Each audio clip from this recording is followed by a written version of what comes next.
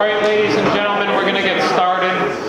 You'll still have the opportunity, of course, to put some more comments on the board, but out of respect for everybody's time, it's right in the middle of your Saturday, I know, and I've got dinner plans, so we'll get going now. For those, I understand, who are coming from the Elmwood Village and Central Park, my name is Braden Pritchard. I'm the president of the Parkside Community Association. We're a membership-based community association here, founded in 1963, and we focus really a lot on advocacy issues. So this is sort of our bread and butter. And I know that your neighborhoods, for those not from Parkside, are experiencing similar problems with the lights. That's, of course, why you're here. But I, for reference, am also on the Elmwood Village Association board, and I grew up in Central Park. So while PCA isn't speaking on behalf of any of your neighborhoods, we are cognizant of how we can solve this issue for everybody who's being affected by it. And I'm just going to give you guys some background on how we got here and then turn it over to our experts. I'd also like to thank Council President Farrelletto for joining us today, and Kate Lockhart from the City Strategic Planning Department, representing the mayor, who's here to listen to these concerns for all of you. So thank them, and thank all of you for coming out. Just to go through the timeline, about a year and a half ago, we started getting complaints from neighbors as they noticed bright lights appearing on their streets. You know, it was sort of sporadic. It didn't seem to be an organized problem, but that sort of built up to a crescendo, and we started looking into it. In August of 24, we had a meeting with the then DPW commissioner, where we weren't really getting the answers we wanted to get. We didn't feel like the city had all the information that they needed, and we didn't feel that National Grid had all the information that they needed. In short, nobody was talking to each other, in our opinion. We then got into research. We formed a committee. We're an all-volunteer organization, so a lot of people took a lot of time out of their days to work on what felt sometimes like a futile effort, but we got a lot of stuff done.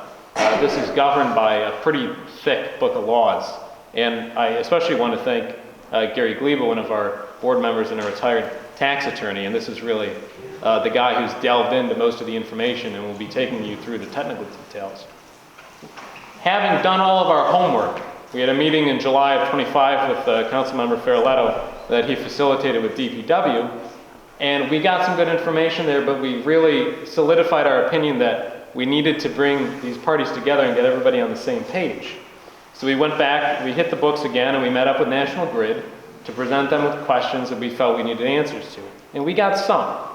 We then had a small team meeting with Joel and National Grid very recently, and that brought us to where we are today. National Grid asked that we have a meeting with the community and basically do a straw poll, and that's on the back of this packet you've got, and we're going to do that at the end.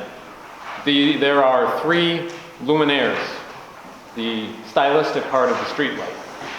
And these luminaires are ones that are provided by National Grid's contractors and look most similar to the style we would expect to find in some of Buffalo's historic neighborhoods. National Grid asked that, assuming, and this is not a given, we can't keep the Central Park luminaires, which of these would you prefer? And they will go and price it out. So that information would be very, very helpful for us in getting to the next step on this problem, and we'll discuss that further at the end when we talk about our action items. We are also at the end going to have a Q&A. This really is going to be, I hope, on a lot of the technical issues, and I've got to sort of be the bad cop there and say that if folks have statements, and I understand there's a lot of strong feelings on this, I would ask that you direct it towards the board, and we're going to take a look at those. We really are. But out of respect for everybody's time and the fact that we, like you, are volunteers and residents who do not have all the answers, that we really keep the Q&A to questions rather than statements and venting, which is important. I've been venting about this a lot, but just out of respect for everybody's time. So with that, I'm going to turn it over to our board member, Gary Gleba, who's going to take you through a lot of the technical stuff, and that's what's in your packet. That's to allow you to follow along with sort of some of the terminology, and we'll generally follow that for the presentation. So, Gary, thank you very much. Thanks, Ray. Good afternoon, everyone. That packet itself, by the way, is not what I'm going to actually talk about. That's for your perusal, when you go home, and the details that you might want to pursue a little further. It's a very complex issue, so I'm going to begin with my talk, and then at the end we can go into the questions and answers, because there's a lot of technicalities and legal constraints, cost constraints, technological constraints, and what we can do. So I've been allocated 10 minutes, and David Bowles is my hall monitor here, and he knows without him I could be kind of a train wreck. So I'm going to start, and I hope you can follow at least what I'm going to say, and then you can refer to the handout later. Because 10 minutes is barely sufficient time to discuss all the issues, that's why I prepared the handout. I'll also be referring to various exhibits in the handout during my talk. In addition, there'll be, like I say, the question and answer period, so that hopefully when you walk away today, you'll get a better understanding about what's happening now and consider what we can do, and we have an action plan at the end that we've discussed with National Grid. Suffice it to say, by the way, that the issues surrounding the city streetlights are much more complicated than you can possibly imagine. Well, the only thing that I would think is comparable is probably trying to follow the rules in an imperial court in the Byzantine Empire. And I'm serious about that, because there are multiple parties involved. The PCA has been working diligently over the past year with all the parties, including, among others, representatives from National Grid, representatives from the City of Buffalo, such as Council President Ferroletto, the Commissioner of Public Works, Nolan Skipper, as well as representatives from the New York Public Service Department and the New York Public Service Commission, which has the final say on every luminaire, and specifically the types of luminaires that can be installed in the City of Buffalo. It's a municipality. For simplicity, I've divided my talk into three categories. First, I'm going to talk about what's happening in the streetlights now in the City of Buffalo. There's a conversion program going on, as you probably all noticed walking through the neighborhoods. Then I'm going to talk about the legal constraints that apply in determining what type of streetlights we can get and what's possible under the Public Service Commission rules. And then I'm going to lastly discuss the action plan. So there is a, hopefully, solution. Now, this is a church, so you can pray. That's probably where we're going to go with National Grid.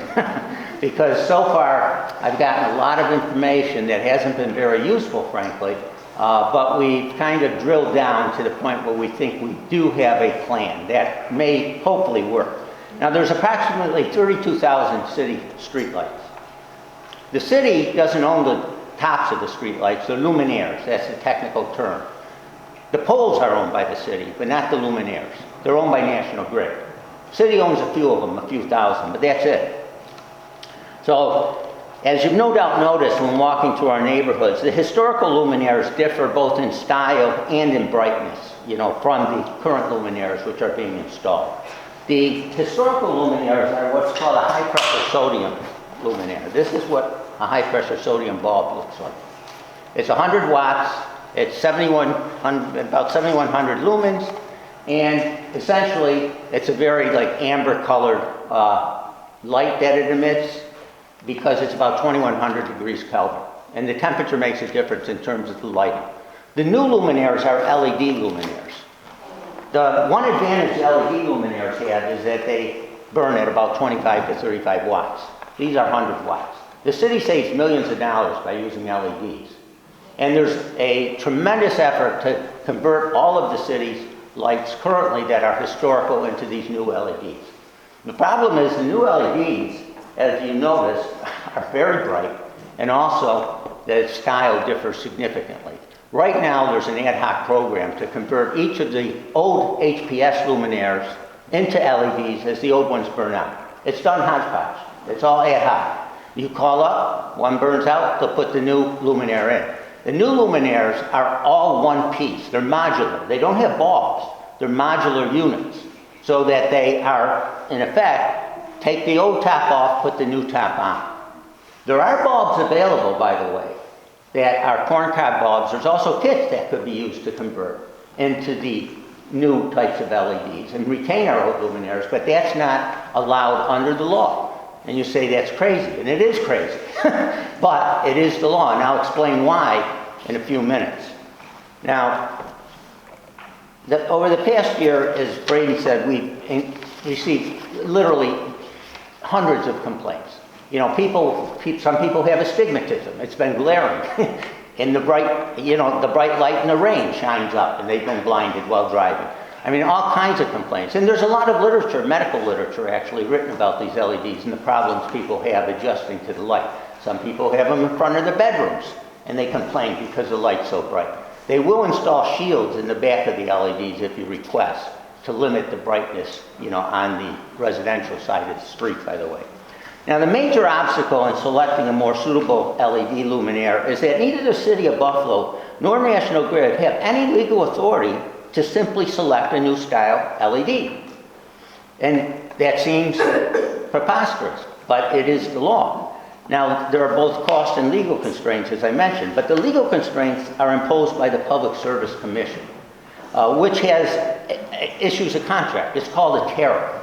And the tariff that applies in this case is Tariff 214. The way the tariffs are proposed is that there is submission of a tariff, a contract by National Grid. The current tariff is 134 pages long. And people say, my God, yeah, everything's covered in that tariff. When you look at the luminaires, it specifies the type, the style, the temperature, the wattage, and even the luminosity of the luminaires. And I refer you to Exhibits 7 and 8, because that will give you an example of what these particular tariffs provide and how detailed they are. And it's important to know this to understand the constraints under which we're operating. And Exhibit 7, there's a matrix. That's a page from the tariff, by the way. And it is stamped with the date. This was last revised on August 14, 2025. The original tariff submission for this was submitted in May of 2024. It takes nearly a month to 12 months to 14 months, depending on the degree of complexity in the tariff, to get it approved by the PSC. Once it's approved, the parties cannot vary this tariff except in very minor circumstances. If you look, for instance, each HID, that's a high intensity light, the HPS lights, is designated with the comparable LED. This was negotiated, by the way, by the Public Service Department. There were 4,000 comments submitted for this tariff, and there are interveners that get involved in the process. So when this gets done, this tariff gets stamped, and it is becoming a legal document. So if you look at Central Park HID, that's high intensity discharge, which is an HPS. There's other types of high intensity discharge. Central Park, Highland Park. That's the LED that's supposedly the comparable LED light that conforms with our Central Park luminaire. Now, the Central Park luminaire, as you know, walking through the city, we have what's called a tulip luminaire. It's Central Park luminaire. It's named after Central Park in New York City. Other neighborhoods in Buffalo have different luminaires. For instance, if you go in Central Park, ironically, Central Park has a coach luminaire. It's a different type of luminaire. And Exhibits 1 and 2 show you the different types of Central Park luminaire versus the coach luminaire that currently exist in our neighborhoods. So if you look, you say, okay, it designates even the wattage. And there's other pages in this particular tariff that define even more specifically what types of luminaires can be involved in terms of their style, their shape, etc., etc. And if you look at Exhibit 8, this is the supplemental page to the tariff that I was told by the Public Service Department actually is the 4 types of luminaires that are allowed under the tariff. There's one modification, however, subject to slight modifications due to future supply from new vendors. If you read that, that's what we're discussing with National Grid. What we want is a modified, quote-unquote, luminaire. One that can conform to the lighting of our old HPS and conforms to the Central Park style, if you will. A tulip luminaire for the entire city. When we discussed it with Council President Doroletto, he would like, and we would like, the whole city to have the same luminaire, a confirmed, uniform luminaire that would avoid all the hodgepodge of different luminaires we have throughout the city and avoid, frankly, National Grid from modifying the luminaires in the future. We want one consistent luminaire, all 32,000 poles to have the same luminaire with the same soft light. That's what we're asking for. Now, to get that, we can do it in two ways. One, you can ask for a revision of the tariff, which would take probably 6 months. It is possible. I talked to the Public Service Department about this. There is a process. Some of these tariffs, some pages on the tariff have been revised 30 pages, 30 times. They do it by page, by the way. So there are other portions of this tariff that provide for a minimum 3,000 degree Kelvin light. That would be much too bright for us. If you go down Nottingham, for example, if you go on the residential side of Nottingham, between, let's say, Delaware and Elmwood, you'll see a kind of what I would consider the more subdued soft light. I'm not sure how many of you have noticed that. There are also, different, so they're using different style lights throughout the city. I don't think National Grid is frankly conforming with the tariff in all respects. I think there's a lot of, issues about even the wattage they're using. They're supposed to use no more than 30 watt. I've seen some of them labeled 60 watts. So we have issues, so we're trying to bring this to the attention of the city. Now, I don't believe the city has yet designated a, quote, engineering, street lighting engineer. The Department of Public Works is very large. There's an engineering department that works with the street lights. We've spoken with some of the people who actually do the work for the city, Jermaine Skillen being one of them, very informed person. Some of you may have met him or know him. We've talked also with National Grid people. I've walked up to half a dozen linemen just as they come in and change the bulb. I just talked to them. One of them gave me this bulb as an example. So, they're very easy to talk to. But National Grid itself, not so much. You're at 10, you're going to be extended another 5. Okay, to an extension. I can be the runaway freight train. But in conclusion, I want to just read the last email I received from National Grid. And this sums it up, because this is where we have to go. This is the next step in this action plan. Gary, and it's a few paragraphs long here, but I need it.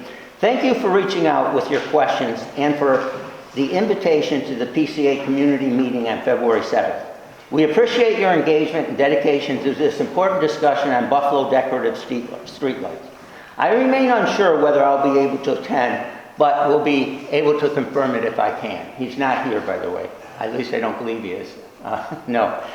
Before addressing the substance of your inquiries, I want to clarify that National Grid's customer of record for municipal street lighting matters is the City of Buffalo. As such, we rely on the city to coordinate with community groups such as the PCA and individual community members on these issues. Ultimately, any decisions that are made will need to be made by the city as our customer. We therefore respectfully ask that you coordinate your questions and proposals through appropriate city channels, specifically your council member and the city administration, who can then liaise with National Grid on behalf of the community. That said, I can offer some general guidance that may be helpful as you work with the city on this matter. Regarding the central light luminaires on Ring Road in Delaware Park, ownership verification is still in process. The city would need to provide National Grid with the pole number, confirmed street name, and photo of the entire pole and luminaire, including any affixed labels, to assist with this inquiry. Now, I mentioned some of the Central Park luminaires they've replaced seem to be Central Park luminaires, by the way. They are available. Vendors have them. So we asked the National Grid last time we met, hey, where are these luminaires? If you own them, can you install them in the community? For proposed luminaires, National Grid purchases largely through American Electric and Cooper. So including those manufacturers in any proposal would be advisable. We recommend that the PCA work with community groups to compile a short list of preferred luminaires, which is what you have in Exhibit 11, including at least one of the company's standard tariff offerings along with up to 3 alternatives. We didn't give you the standard offerings. That's in Exhibit 10, which you can see.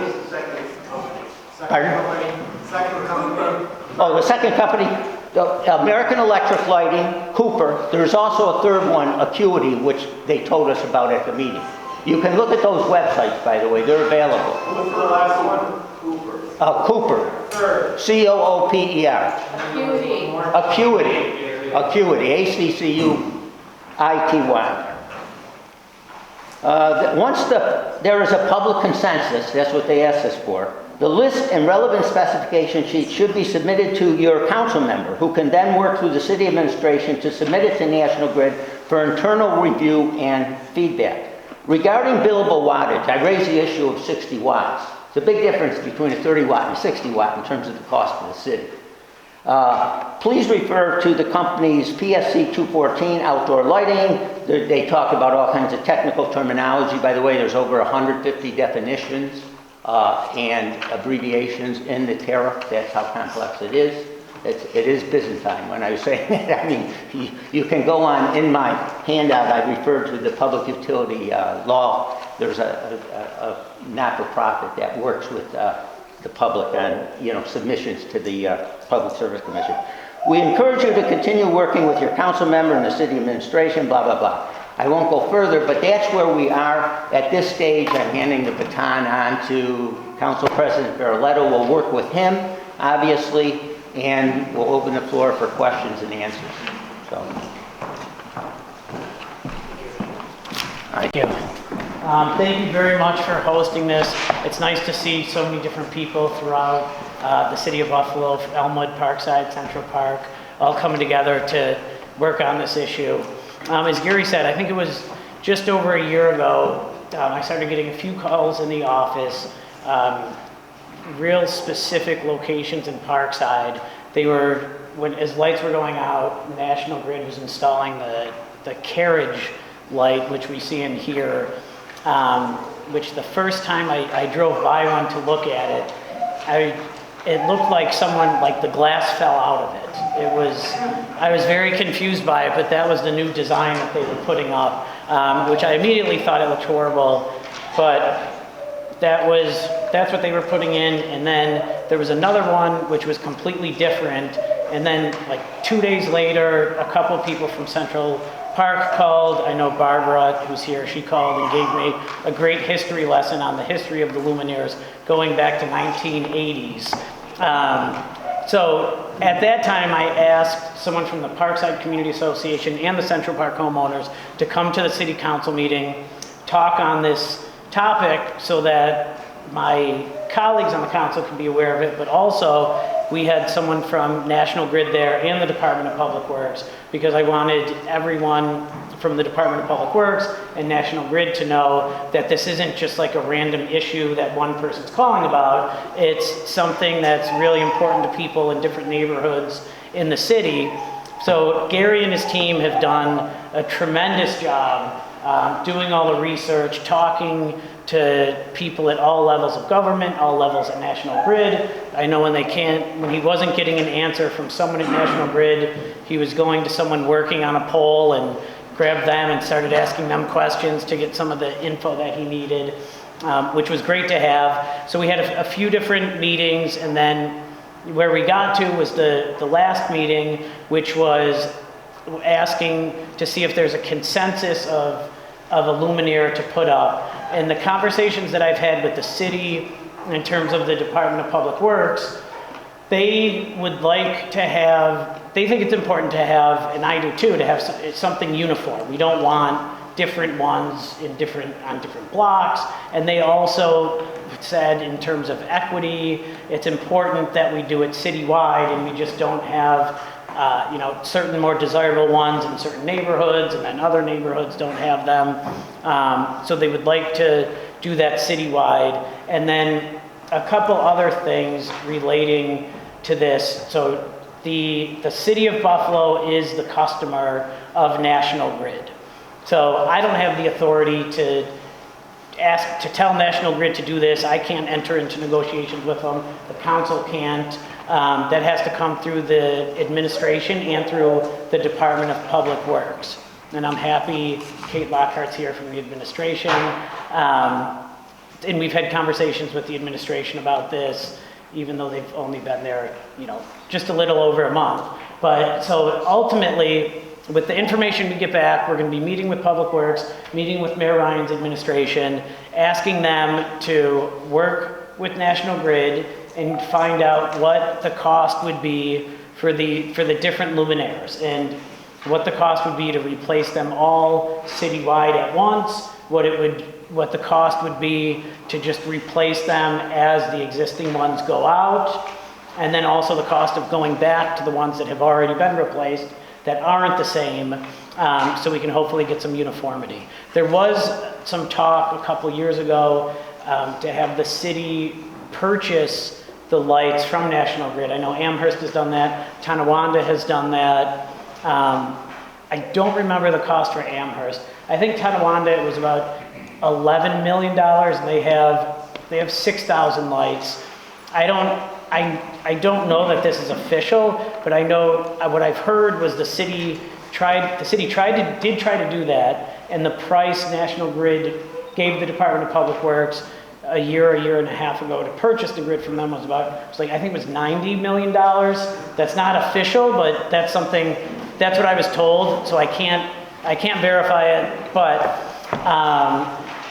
so that did not happen. I think there's a possibility it could happen at some point, but with the new administration coming in, at that time, I think that was right as Mayor Brown was leaving, and then acting Mayor Scanlon was coming in, and then obviously now we have a new mayor, so those decisions were being made on Mayor Brown's way out or in Scanlon's interim time period there.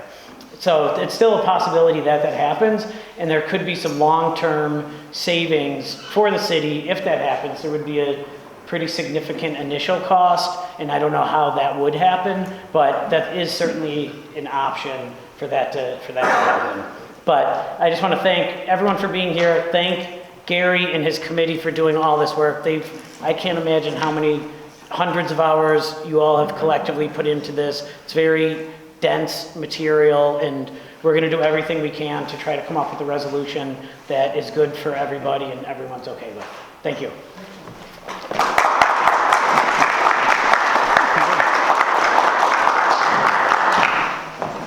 So I just want to put on the record that the councilman had to leave 15 minutes ago, so I want to thank him for talking. I didn't think he would, so I appreciate you doing that. Guys, so as I mentioned at the start, this page on the back, this has got the 3 luminaires on it. There are pens on the piano, there are pens on the rear table. Circle the number that you think is best. Keep in mind, this is in case we can't keep the Central Park style luminaires or whatever your respective neighborhoods is. Feel free to leave a comment on there if you'd like. That's what we are going to collate and provide to National Grid.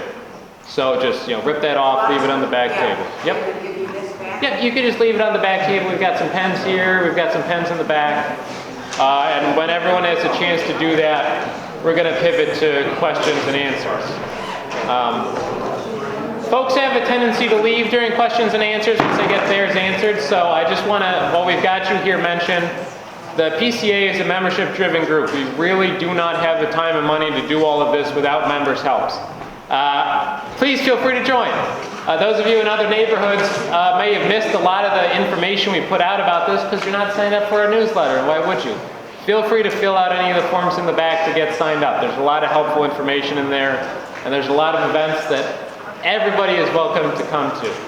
I know there's also where did it go, Gary? The poster. There's also a town hall coming up for the Skagakota and Humboldt Coalition. What is the date?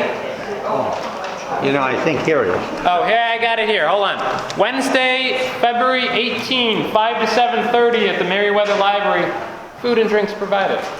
So go there if you have an opinion on the restoration of Humboldt Parkway. Gary, you ready for Q&A? Yeah. All right, guys, so we'll get ready with the Q&A. As a reminder, out of respect for everybody's time and the fact that we don't have all the answers, do me a favor and gear it towards questions. Gary, I'll turn it over to you. Yes. Are all these options the same price? No, we don't know.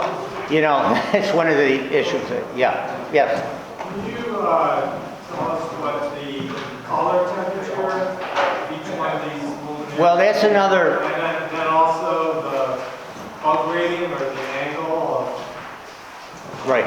how the light's going to work? Yeah, it's a technical question. The current high-pressure sodium are 2100 degrees Kelvin, which is the soft amber light.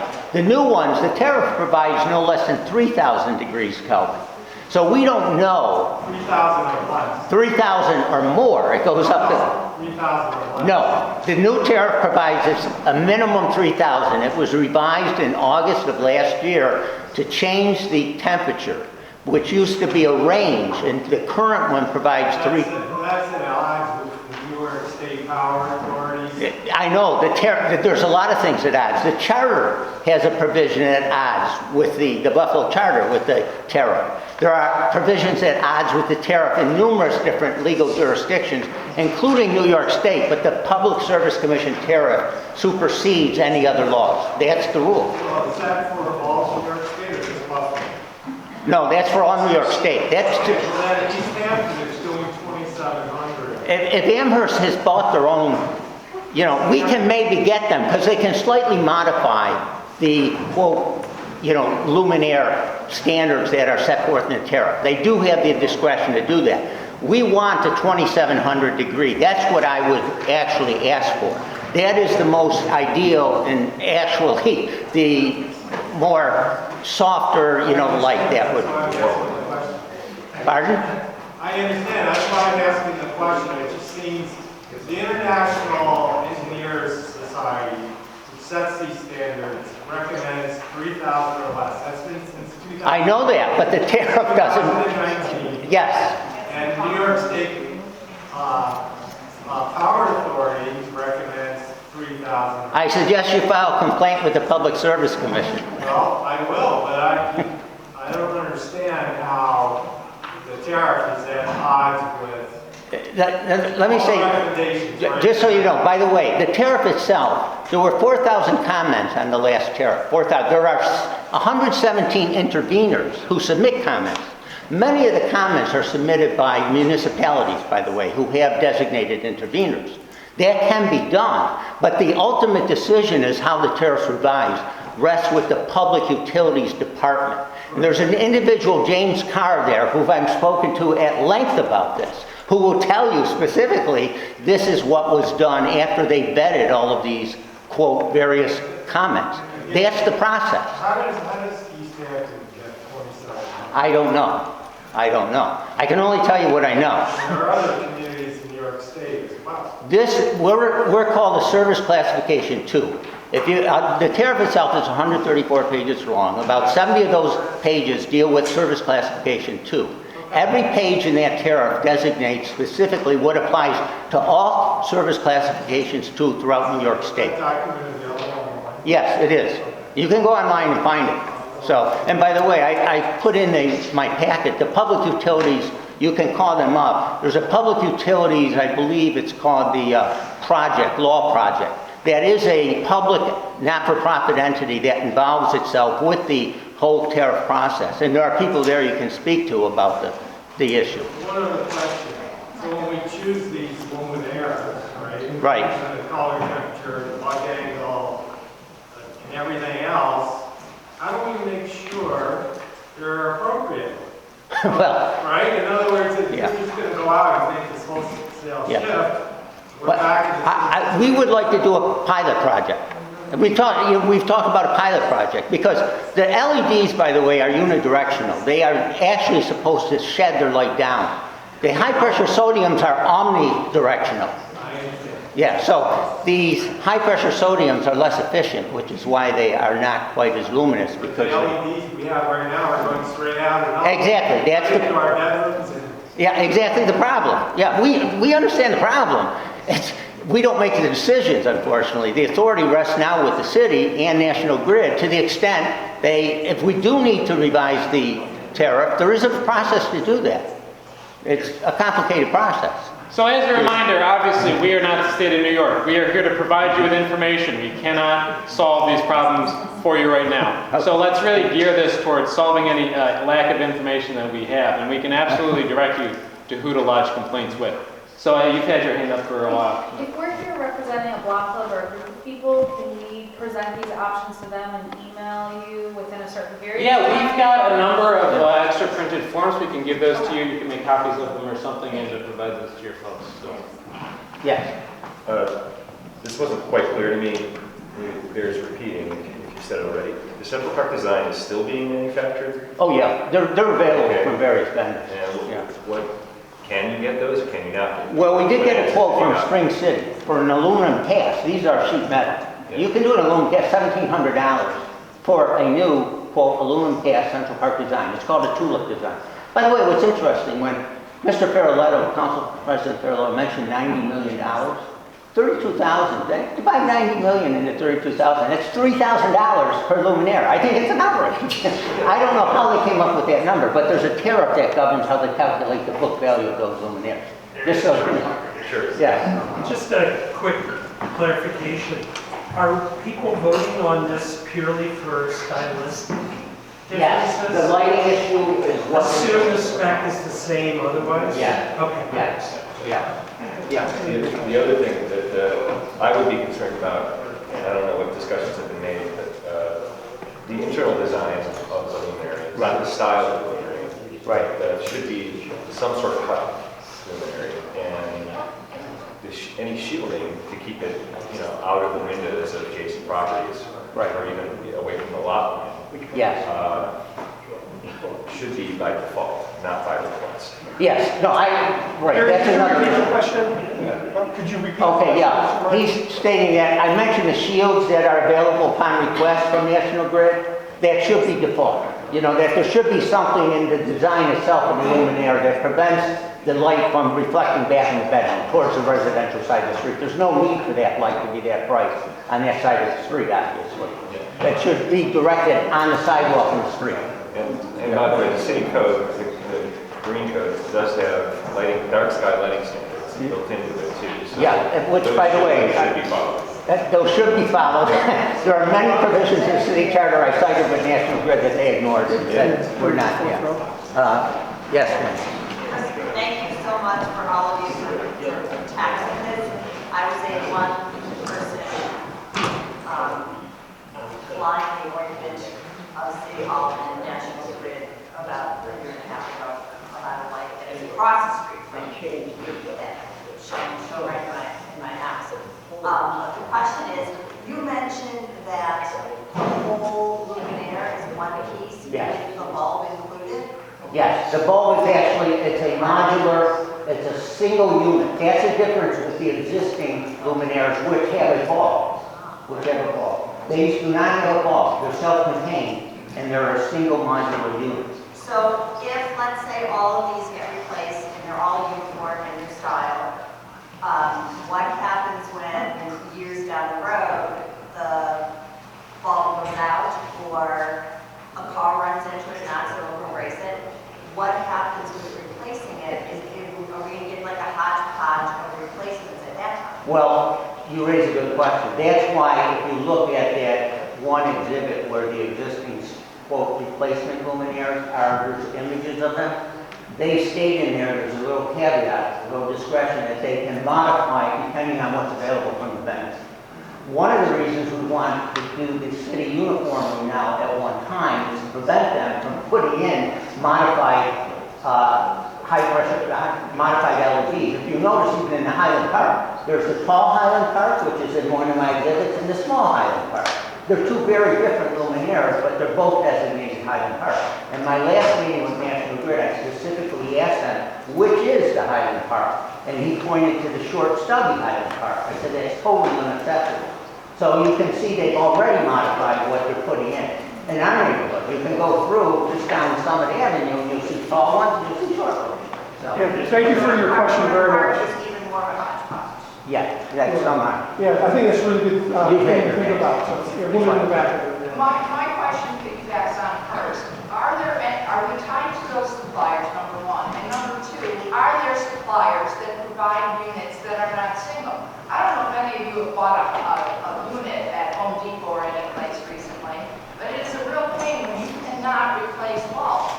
There are bulbs out there that you can actually dial the Kelvin to different levels. Why are we Yes. making luminaires with separate units? We've raised this question. Listen, there's a corn cob bulb, which they actually can use, that can replace the high-pressure sodium bulbs. It's an LED bulb. Okay. They said we can't use it because it's not repairable. That's their response. So, we're just giving you information. And there's also kits, by the way. They can put kits in to replace the existing units. There's a ballast that needs to be replaced. But there are alternatives, but that would require a revision to the tariff, existing tariff. That can be submitted, but again, the leverage is with the city. We as a public, entity really do not have any, quote, legal authority other than what we can get the city to exercise. So my piggyback question continues with, if you have to still buy the unit, are there options for the Kelvin and the luminous? Yeah, well, there are options. If you go in and spec out, you go in one of those vendors, the 3 that I listed, there are others. There's 100 vendors, by the way. And if you go in, you can spec out the bulb. You can spec out the wattage, you can spec out the luminosity, the number of lumens, you can spec out the temperature. All of those are custom designed, you know, and can be checked when, so when we talk to National Grid through the city now, you know, they won't talk to me directly anymore. I mean, by the way, I spent a year getting emails back and forth with them. That was a bunch of word salad, you know. They had a PR guy who was addressing my questions. So I finally got frustrated enough to go back and say, look, I need to sit down with someone who can talk person. And, you know, eventually they gave me, well, he was an MBA, even there. you have to go through these, if you will, you know, obstacles for it to get any information of use. Now, the local people are... We're going to move on to the next question. But thank you, whether it's maintenance or luminosity, those are really good detailed questions that are really important to, you know, the quality of our lighting in the neighborhood. You were next one. Yeah, I'm just not sure where we are with the luminosity. Right. Can we change it to a lower? Well, depending on whether or not National Grid is willing to do that. Let me say this. National Grid told us at the last meeting that they would not commit to anything. Now, they had 2 local people here who were, they wanted to do everything they could, but National Grid has basically 32,000 employees. They have 1 employee for every one of our luminaires. Even though, you know, the luminaires are very, if you will, provide a lot of lighting, the employees are not very enlightened. So let me put it that way. So that's, you know, it depends on National Grid. It really does. Yeah. Dear, I'm sorry if you mentioned this, but are we ultimately trying to get a change to the tariff, even though it might take 6 months? And if so, shouldn't we come up with the absolute most ideal instead of pick one of these 3 things we don't like?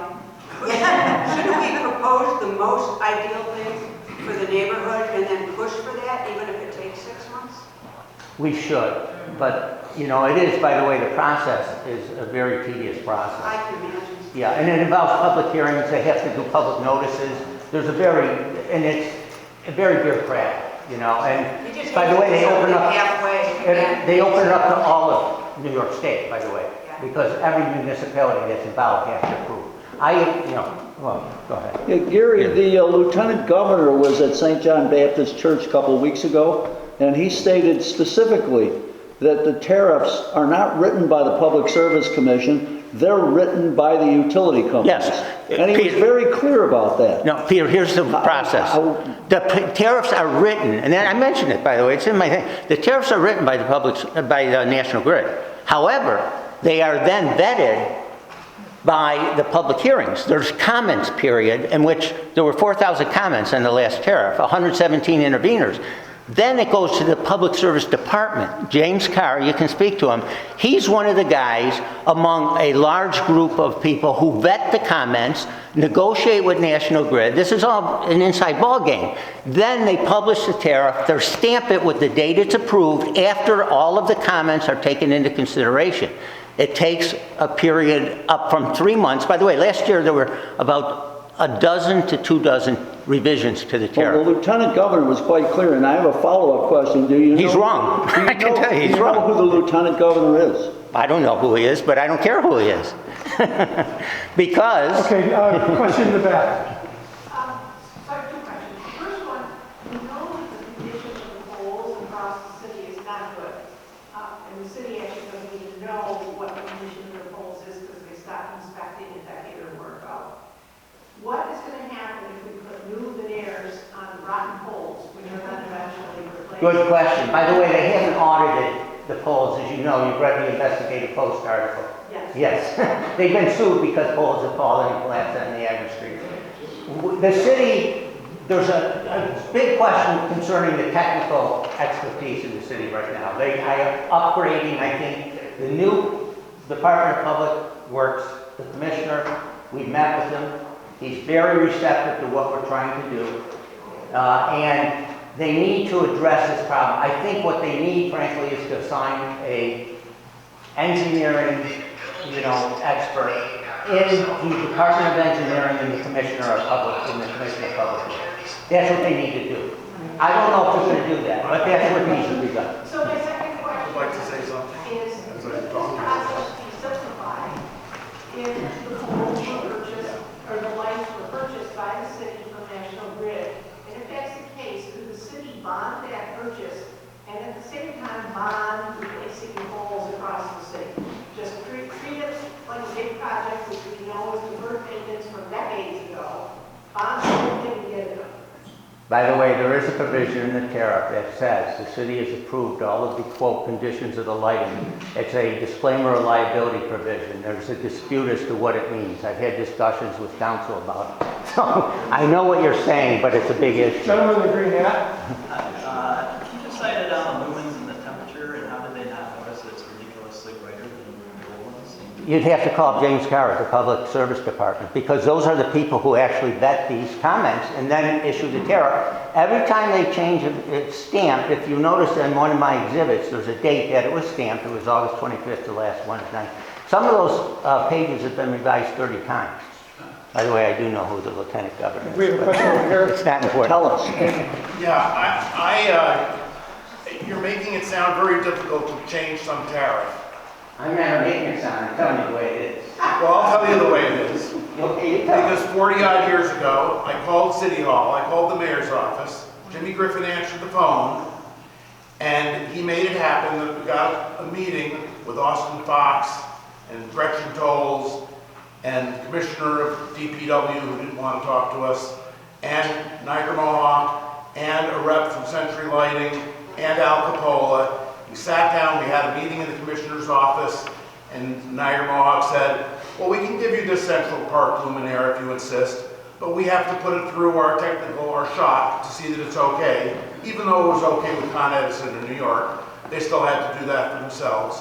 And thus, because Jimmy Griffin answered my phone call, you have the Central Park luminaires. No one said it was impossible, except when we didn't have everybody in the room at the same time. So it might be difficult, it might take 6 months, but it's not that difficult if we get everybody in the same room. John, I disagree with you, but John, I'll say this. I'll tell you what happened. But John, I'll tell you this. I'm Dan. Dan, I thought it was John, I'm sorry. But I'll tell you what happened. In any event, we're trying to do that with National Grid now. The next step is to do it, we're doing exactly what you're saying to do. Let's see if we can do If it. the mayor calls them, I'll bet they'll come to an office meeting. We have a gentleman in the back who's been waiting. Yeah, you, go ahead. Just a quick question. I don't think you mentioned, what is the color temperature of these replacements that you're putting around the city? We believe they're 4,000. Yeah, they're 3 to 4, closer to 4,000. They're very bright. Yeah. And our existing is 21. 21. Gentleman in the back. Yeah.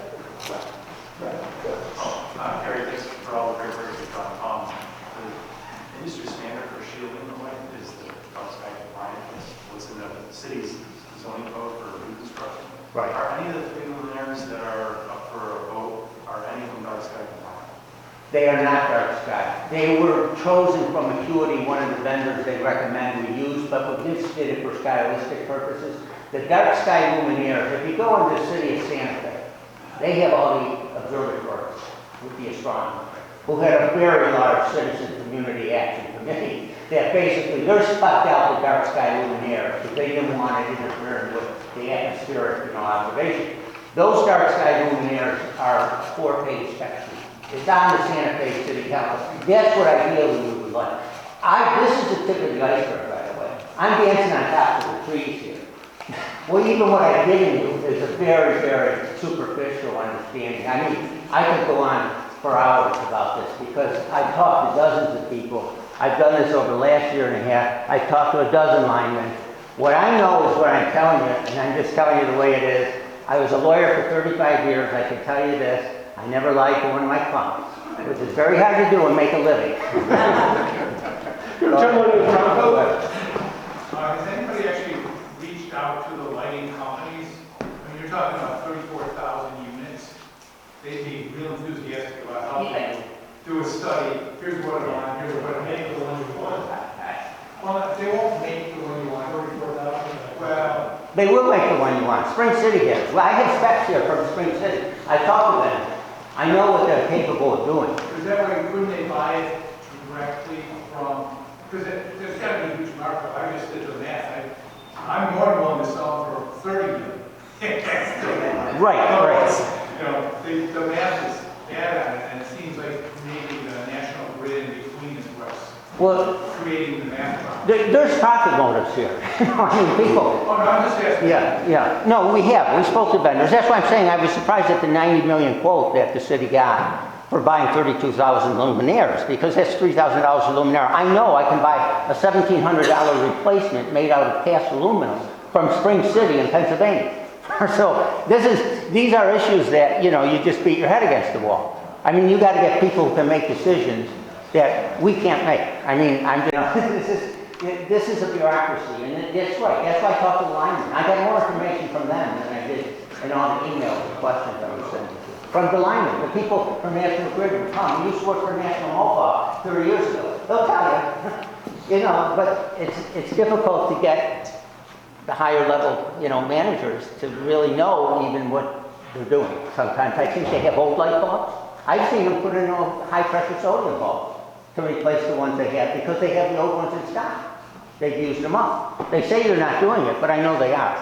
So I'm just... Some of the Facebook posts mentioned they can call a particular person in the streets department and they'll come out and change it from a 60, which is the bright light solution, to a 30, which is the amber color one.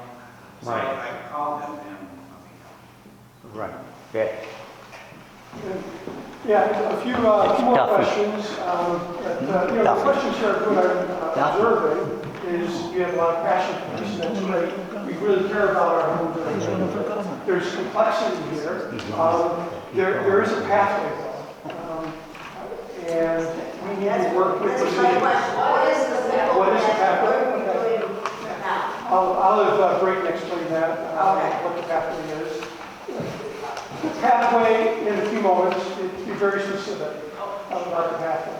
But, you know, there are, we've made progress with that pathway in terms of negotiation with the city and with the National Grid, and it's very possible. And what it is really being able to come to terms on some of these details. You were next, sir. Just about the tariffs, changing the tariffs. In terms of government, 6 months seems like light speed to me, if this is the case. So this doesn't seem like that much of an issue. And if we were able to present a package of change that's requested, great. After supporting the line administration. At 88, sure. At 80. I think this could be something that this would be actively involved with and get something like this done quickly. Something that aligns with engineering standards, the desires of the community, and the city's code would be great to change the tariff. In only 6 months.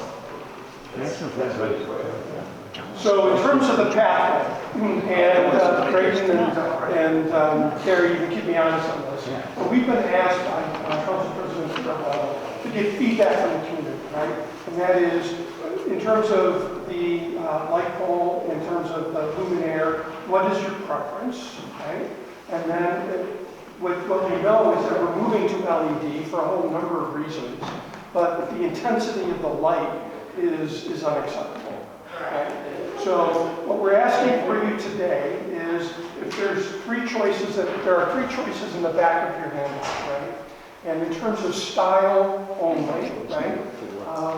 Which one would be most pleasing to you? It doesn't mean that it's the final choice. It's not the final choice. As Brayton talked about earlier, the best choice for us is to keep what we have. We really think it's good. It's really good. well, what is the pathway for the luminosity? Make sure it's coming down. It is further discussion with the National Grid to make sure that the LED light can be of the proper luminosity and color. And we're going to give them choices and we're going to come back and do some economic analysis around what is feasible, and then they have that discussion with the city, and then the city has to make the final call to the National Grid. Because the city is the customer. What's really neat, in my view, is that meetings like this is we're getting feedback to the city about, you know, what the community wants. That is what is, and we're filling a much needed role. We're filling a vacuum, I think, in terms of pushing this forward. Because if we did nothing, if this meeting didn't exist, what would happen? We would have a hodgepodge of lights, and that is totally unacceptable. Totally unacceptable. Yeah, just to follow up on that in terms of the path forward, the answer to the question about the luminosity is the same as the answer to the question about the luminaire. At the end of the day, and this is just my opinion, not the whole PCA, not everybody, I think that the second largest city in the state of New York should be able to have streetlights. That's just me. I think we can have nice things too. And the important thing, in my personal opinion, is that previously there's been a get-along attitude in a lot of quarters of City Hall. And I think our steps going forward are to inform the new administration and our current council members, as Council President Farrelletto mentioned, that this is a concern of everybody. Because at the start of this, we were talking about how do we move this through the city, because they're the ultimate decider, and other council members did not feel that this was a priority. And some of that's fair, right? Some neighborhoods, there's other problems that are way bigger than the color of your lights. The fact that we don't have, we've got vast empty lots, right? Or safety issues. Some people want brighter lights because of safety. So how do we go and make this a problem that, I shouldn't say make this a problem, inform council members that this is a problem that affects the whole city. That's going to be our priority going forward. And I do think that is achievable in, the next few steps here, right? Because National Grid asked for this information, so we will gladly provide that to them. But as we do, we will say, that's great that there are these options available. But that's not our number one choice. Our number one choice is to keep what we've got now, because we know you can do it. And how are we all going to work together to get a more reasonable price and to make sure the city understands that that is a concern of the residents. So I want to thank you guys all for coming. Please feel free to sign up for our newsletter. I have to plug it. And there, some of us will be, I know Gary will still be here, some of us will be around afterwards to take any other questions that you have. But it's a nice cold Saturday, so I release you all and thank you for coming.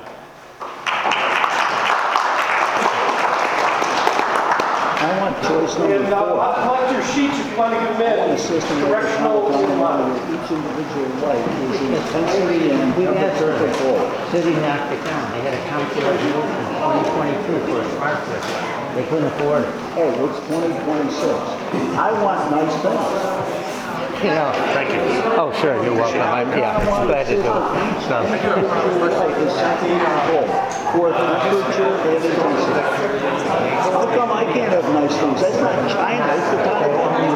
I talked to them. Oh, okay, I just dawned on me. Good question, Joe. We went through that. My daughter lives in Brooklyn. They just replaced all the street lights. They're not these. They're warm. They're exactly. Central Park is nice. I live in Central Park. They open glass and honestly, they look like it hurts your eyes to look at the thing. They're dangerous. Oh, yeah, well, we try to do what we can, but it's tolerance. That's what I want. That's the town of Tonawanda. I was with Carletto. So you want us to take out the BB guns? Ever seen the spray paint